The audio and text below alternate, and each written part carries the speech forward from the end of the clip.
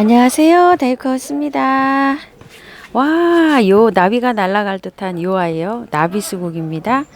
이렇게 보시면 날개 두 개에다가 몸통에다가 이렇게 앞에 저기까지 아이고 이렇게 생겼습니다. 나비수국 이렇게요.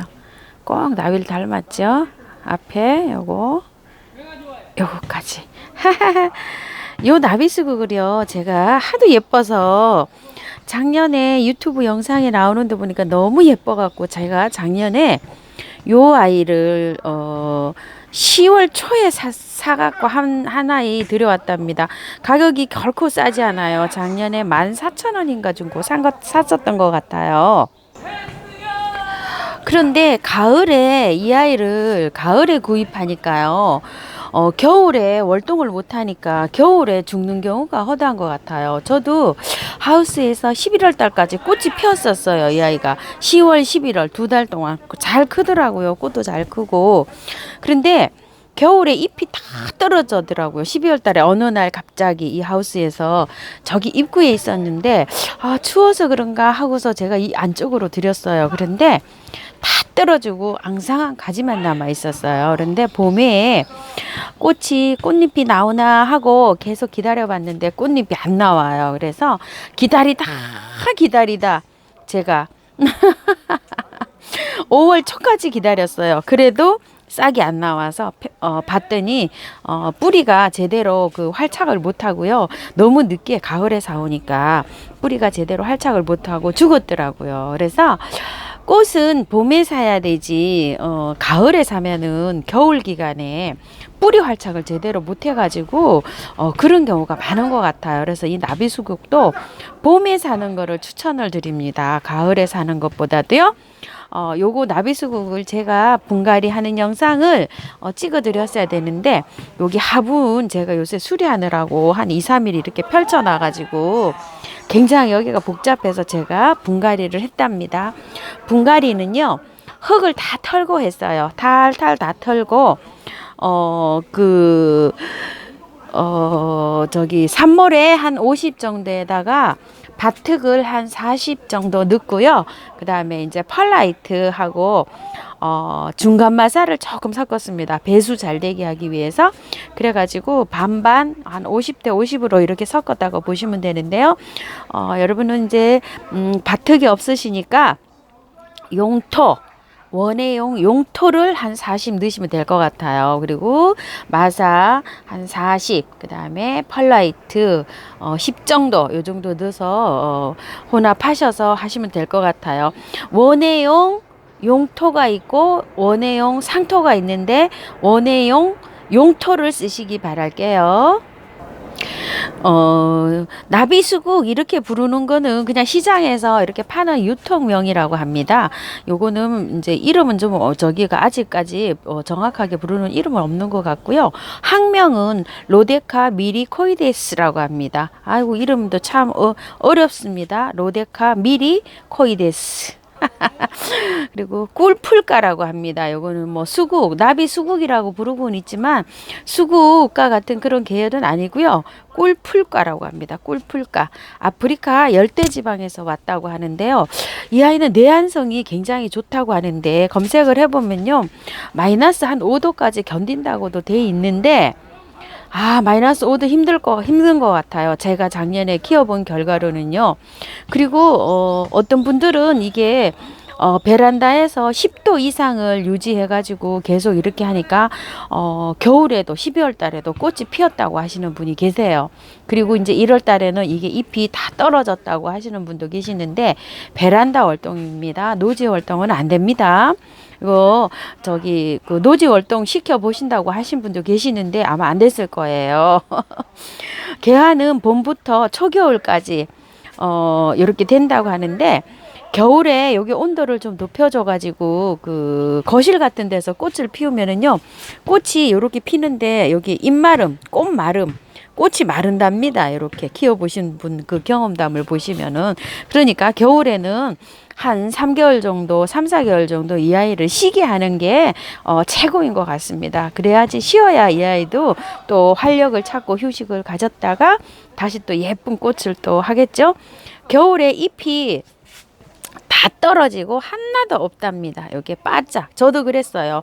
그냥 어느 날 우수수 다 떨어지더라고요. 그리고 반그늘, 반양지, 양지, 통풍이 잘 되는 그런 곳에서 잘 크는데요. 양지 햇빛 양이 많을수록 짱짱하게 여기 잘 자란답니다. 그런데 여름에 직광을 쐬이면 이 꽃잎이 타는 경우가 있대요. 여기 꽃잎이 너무 뜨거워서 이 꽃 이파리가 여기 탄다고 하니까요. 조금 겨울에는 직광을 피해서 반그늘에서 키워주시면 좋을 것 같아요. 물은요 아주 좋아한답니다. 그래서 겉흙이 마르면 듬뿍듬뿍 이렇게 주시면 될 것 같고요. 번식은 삽목으로도 하고 씨앗으로도 하고 희무지로도 한다고 하는데요. 씨앗은 제가 해볼 수 있을는지 어쩔지는 모르겠고요. 삽목은 하실 때 단단한 가지, 이렇게 연한 가지, 이렇게 연한 가지는 안 되고요. 그래도 어느 정도 이렇게 목질화가 돼 가는 거 있죠. 그런 가지에서만 된다고 합니다. 요 삽목은요. 그리고 적정 온도는 15도에서 25도에서 제일 잘 자란다고 합니다. 그러니까 우리나라 봄, 가을 그 날씨에 제일 잘 자라겠죠.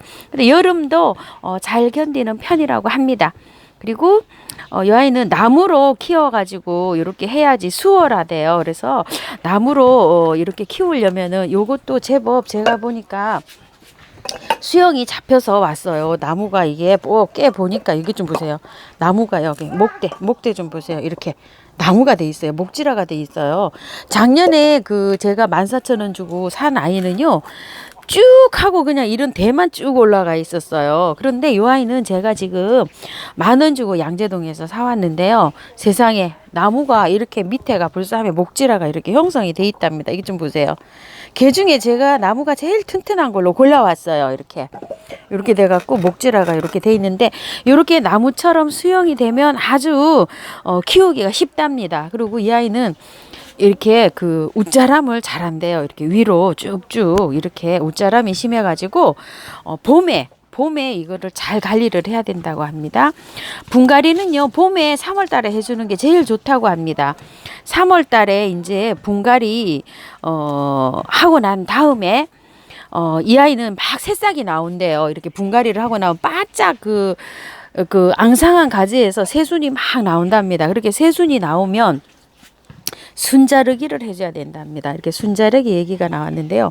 요렇게 새순이 요렇게 나오잖아요. 요게 새순이 나오면은 요게 끝에 요거를 순자르기를 요거를 순자르기 요거를 해줘야 된답니다. 요거를 2-3번 해줘야 된대요. 그래서 제가 이 아이를 이렇게 펼쳐봤어요. 이렇게 펼쳐보니까 진짜 여기 순자르기를 했어요. 여기 좀 보세요. 여기 순자르기를 했죠. 요렇게 요 순자르기는 봄에만 해야 된답니다. 요거 아주 중요한 거예요. 요렇게 여기 순자르기를 이렇게 다 했잖아요. 이렇게 요게 봄에 새순이 나오면 분명히 여기를 2-3번 순자르기를 해줘야 된대요. 그래야지 이 아이가 웃자라지 않고 이렇게 다복하게 된답니다. 요 아이가 여기에서 요게 지금 꽃대가 여기 나오는 폼이거든요. 이 입장이 많아야 꽃이 많이 열린답니다. 그러니까 순자르기를 해줘갖고 이게 풍성하게 돼야지만이 이게 풍성하게 꽃이 많이 오는 그런 원리입니다. 그렇게 해서 키워야 되니까 잎 줄기 여기 보시게 되면 여기 마디에서 요 꽃대가 나오죠. 이렇게 잎과 잎장 사이에서 이렇게 줄기가 나오잖아요. 이 줄기가 이렇게 자라면서 꽃대를 이렇게 형성을 해준답니다. 이렇게. 그러니까 꽃이 지고 나면은요, 이 꽃대를 다른 아이들은 이렇게 잘라주잖아요. 그런데 이 아이는 이걸 꽃대를 잘라주지 않고 계속 그대로 놔둔답니다. 놔두면 계속적으로 이렇게 꽃대가 나오면서 가을까지 꽃이 핀답니다. 요 꽃대를 만약에 자르면 있죠. 꽃이, 아주 꽃이 다음 꽃대가 나오는데 굉장히 시간이 오래 걸린답니다. 1-2달 걸린답니다. 그러니까 아주 중요한 겁니다. 꽃을 보시려면 요 꽃대를 자르는 게 아니고 그대로 꽃만 따주면서 요렇게 꽃 진 거 있죠. 요렇게 꽃만 따주면서 요 아이는 키우는 거랍니다. 요런 식으로요. 계속 가을까지 그냥 요 꽃대를 자르지 않고 그대로 가져갑니다. 아주 중요한 겁니다요. 이거 잘라버리면 꽃대가 어디서 나오겠어요? 이런 입장에서 나와서 또 꽃대를 형성하려면 시간이 굉장히 많이 걸리죠.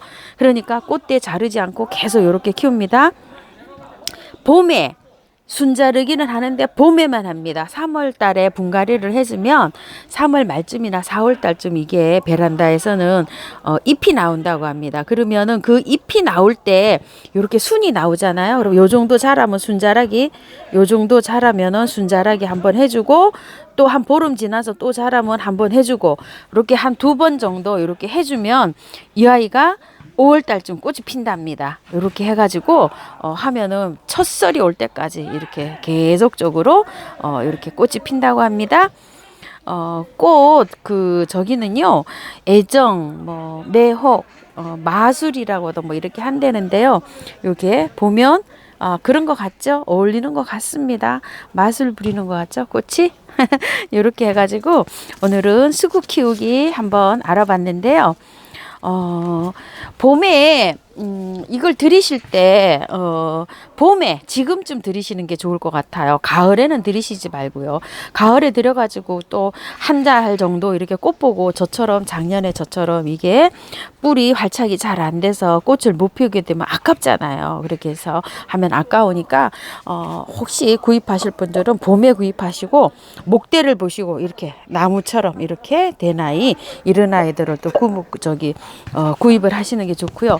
삽목은 제가 지금 이렇게 하는데 자를 그 부분이 없어요. 하나도 아까워서 이 꽃대가 다 물려 있어요. 이 대마다 지금 이렇게 꽃대가 다 물려 있어 삽목은 지금 하기가 어렵고요. 이걸 키우시는 분이 보니까 삽목을 9월 달에 하시더라고요. 9월 달에 하게 되면은 여기에서 새로운 가지가 있죠. 새로운 가지가 나와가지고 약간 이렇게 딱딱해지는 가지가 있어요. 너무 연한 가지 말고 여기도 보시게 되면 여기는 연하고 여기는 약간 좀 나무 목질화가 됐잖아요.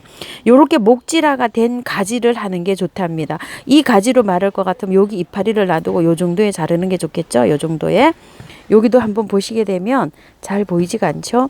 여기는 나무 목질화가 돼 있고 여기는 풀처럼 이렇게 초록색이 띄잖아요. 그런데 여기서 한 가지 2마디 놔두고 이렇게 초록색 나는 부분 말고 나무 가지 나는 부분 요런 거를 잘라서 요 입장을 떼어버리고 2개 떼어버리고 이렇게 삽목을 하시는 거라고 영상에 나와 있더라고요. 자, 요렇게 여기 요 부분을. 근데 지금은 이제 삽목할 게 없으니까 이렇고요. 9월 달쯤 한번 삽목을 하실 분들은 뭐 3가지가 많이 나오면 그때 한번 해보시기 바랄게요. 자, 이렇게 해서 오늘 수국 키우기 한번 알아봤습니다. 다육하우스였습니다. 감사합니다.